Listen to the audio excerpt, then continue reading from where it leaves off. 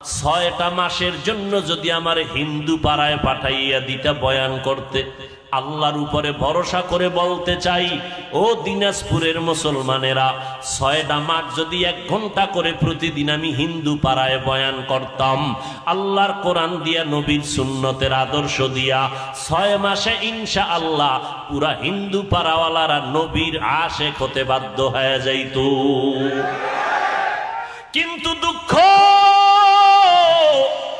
সারা দেশ ঘুরে ঘুরে মুসলমানের পায়ে ধরে ধরে বয়ান করি, বয়ান করিয়া বলি না 5 কল্লি পড়ো নাইলে জাহান্নামে যাবা, কওমি মাদ্রাসায় পড়ো না হয় জাহান্নামে যাবা, একবারও বলি না।